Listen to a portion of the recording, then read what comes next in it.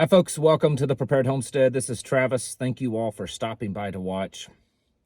I don't know how it is where you're at for you deer hunters, or any hunters for that matter, but I have noticed this year, and of course, most of you that's watched me, you know, I live out in the middle of nowhere and there's national forest and stuff all around. And how it is in my state, national forest is public hunting land. You don't need permission. You just go out there and you fight the masses to go hunting. And I have noticed a whole lot more activity of hunters in our area than in several years.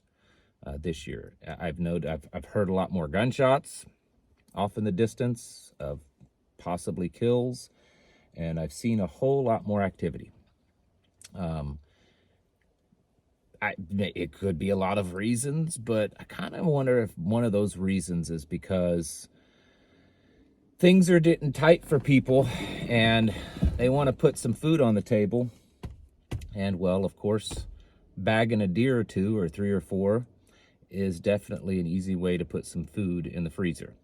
And so I suspect that as the prices go up, you're going to see this more.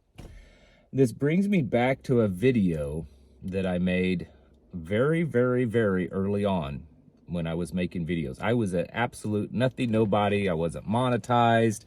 I don't even know if I had 1,000 subscribers. And I made a video, and Pastor Joe Fox from Viking Preparedness talked about it in his video and said I was exactly right.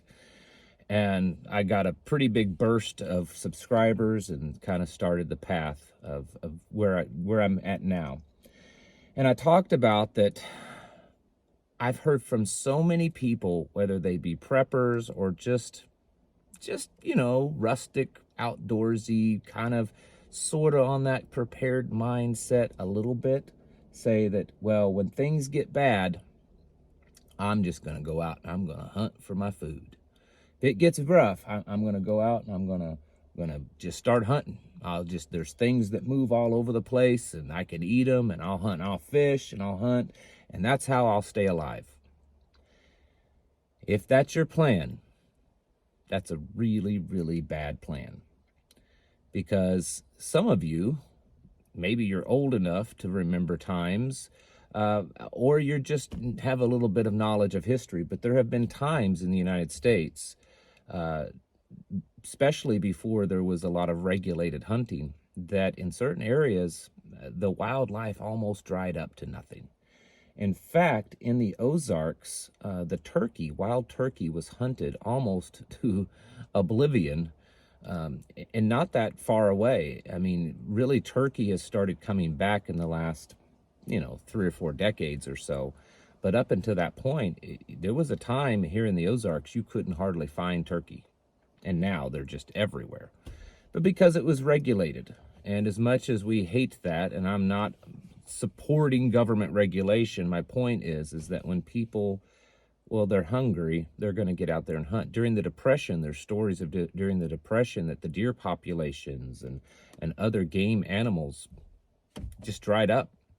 If you think that you're going to keep yourself and your family alive when everything starts falling apart by just running out in the woods and hunting, well, guess what? A lot of other people think the same thing. And it's not going to take very long for the deer and the rabbit and the squirrels and the ducks and the geese and the turkeys and anything else to dry up. And even those of you that say, well, I'll eat a raccoon, I'll eat a skunk, I'll eat a possum, they'll dry up too. Because people will be desperate enough to do it. And it has happened. It's happened. It's happened in other countries. Venezuela, I use them as an example often. People were hunting their dogs and cats, stray cats and stuff. It happens all over when there's a massive collapse, economic, food, anything like that. So and it'll do the same thing with the fish. They'll fish the waters to where there's hardly anything left. And so if your plan, when it all falls apart, is to get out there and bag a deer, that's not a good plan, because it's not going to take long. In fact, I know of a lot of guys that I talk to. They're not necessarily friends. It's just people that I talk to. And they're like, oh, yeah, well, when it all collapses, I'm going to go out there and I'm going to start hunting, get me the deer. You know, I don't care, won't care about seasons then. I won't care about limits and stuff. I'll just go out there and I'll get that big old trophy buck and all this kind of stuff. And it will happen. It will happen. And so I'm telling you, folks, you better have a solid food supply and a solid food plan, because the supply of food is only part of your plan. Yes, you need to have stuff put away. Every home should set a top goal of having a 2-year food supply. And I know that some of you are saying, there's no way I can get there. I understand. Start off with 30 days and then move to 90 days and then 6 months and then a year and then 9 months and then a year and then 2 years. You work towards it. You need to work towards it a lot faster right now than you would have 5 years ago, because things are getting worse faster. So you don't have as much time, but you need to start doing it. Canned foods, dry goods, pastas, salt, seasonings, that kind of stuff. You need to put it aside. And you need to be rotating it. You put away the foods that you eat, you just add to them, right? So that you have a good food supply. Then you need to have food that you're going to produce. You need to have a plan, seeds, tools, and be working on that. That food that you put away for a year or two, that is just a transition. That's all it is. And when things fall apart and they last several years or decades, you're going to have to grow your own food. You're going to have to produce it. Even if you can still get food, but it's really expensive or it's not as available, you're still going to have to produce food. And very, very, very few people are producing enough food right now, or have the knowledge or the ability, or their soil is in position. You know, on average, if you break ground for a fresh garden, on average, it takes about 5 years to get that soil to the condition that it needs to be to optimally grow food. So you have 2 years of food supply put away, and the bottom falls out of everything. Well, now you have 2 years to get your food production up to a level that will be survivable. You don't have to immediately eat out of your garden. I mean, you certainly want to be, but you have at least 2 years to put away that you can be rapidly building your food production capabilities. And so that's what that's for. And, not just gardens, but animals, chickens, sheep, goats, cows, whatever it is. If your plan, though, is to go out here and bag a deer,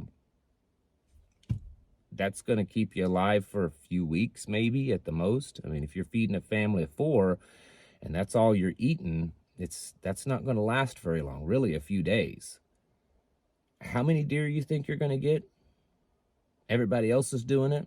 I mean, they're going to be shooting cattle in fields when people get hungry. They're going to be stealing your chickens from your chicken coop. They're going to be going after stray dogs when they get hungry. It's true. It's going to happen. And so I highly suggest that your plan should be much bigger than just going and hunting. That's a really, really bad plan. And there's, of course, other things. You're out here hunting with a gun. You're giving away your position, all that kind of stuff. I know you're going to say, well, I'll use a bow. That's fine. But it's still, if that is your plan, is to live off of the food that you harvest out here, you're going to starve. You're absolutely going to starve. So don't do that. Speaking of food, the company that I work with, My Patriot Supply, has a pretty good special right now on number 10 cans. They've got a 6-pack of number 10 cans. That's those really big cans. They have like a 25 year shelf life, and this pack is a gluten-free pack. So I will leave a link in the description below for that, but it's a pretty good deal. But I'm telling you, folks, if your plan is to go out here and just start hunting, it's not a good plan. You need to have food put away, and you need to have an active, very serious plan to produce food. And I'm telling you, producing food, enough food to eat, not just to eat fresh while it's being produced, but then to have enough that year out of a garden or sheep or goats or chickens or whatever it is to preserve it for when there isn't anything growing, that's a lot of food. That's a lot. You know, a 10 by 10 garden or a 10 by 20 garden or a 20 by 20 garden, it's not enough. It's not enough. It's not going to produce enough food. It's just not. You need to really expand. You want to be producing food that produces itself. You know, perennial plants, trees, fruit trees are great, nut trees, things like asparagus and, you know, other things like that, that berries and things that just, they once they get going, you don't have to mess with it. Because then there's a lot of labor. There's a lot of labor being put into the production of food. That's why back in the old days, people had 10, 15 kids. Yes, they had to feed them, but they needed the labor. They needed the labor to produce the food. And you're going to realize that the amount of food that you need to grow and the amount of labor that you put into growing the food, harvesting the food, maintaining it while it's growing it, preserving it, and all that, it's a lot. It's a lot more. And very, very, very few people that are alive today have ever had to do that. Have ever had to do it. Every one of us, I would say that 99.9999999% of the people that are watching this video right now, you may try and you may be somewhat successful of living off of the food that you produce, but you always know in the back of your mind that if you get hungry, you can go down to the grocery store and you can pick up some food. You can run to a, you know, gas station and pick up some food, right? It's very different when your survival, your very existence depends upon what you produce. And it's possible that we could get to that point. And so I want to strongly encourage you to be looking into your food production. Yes, food storage, everyone should be doing it. And it's not as costly as you think, especially if you look at least starting off, what can I put away that will keep me alive? I may not enjoy it.